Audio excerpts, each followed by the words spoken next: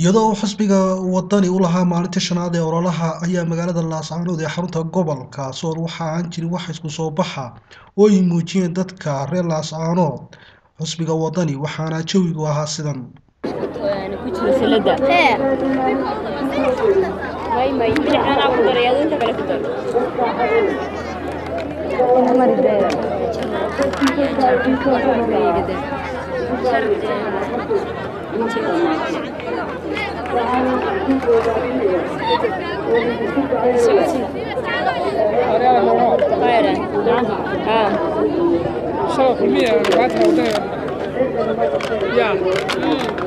أنت متقاعد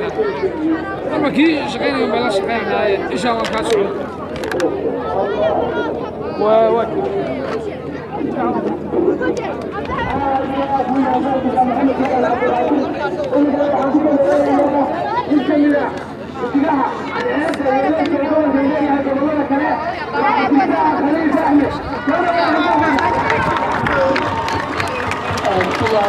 الحمد لله رب العالمين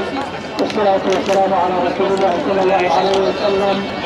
بلونها ثلاثة وجل الكثير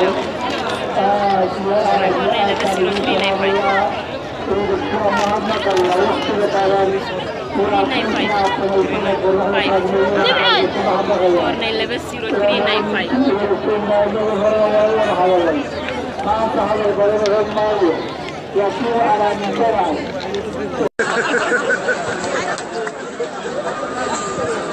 عندنا ويدي مشاوي وغني عندنا كده ليش عندنا حاجه كده سو xigini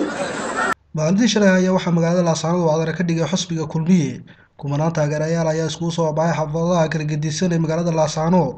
iyadoo jawiguna ahaa jawi aan hore loo arag waxaana dadka reer Laascaanood u qusgooyeen xisbiyada kale dhaqaalaha kobcay kalin qaadayo kobka horumarku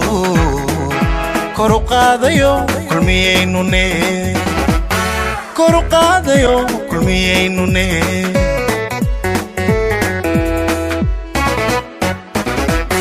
kulmiya bulshada isku keenayo isaga kasbaday kalsoonida dadka kulmiya ugu rida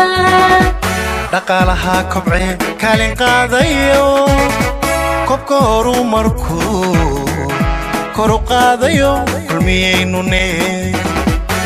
kor u qaadayo kulmiyeynune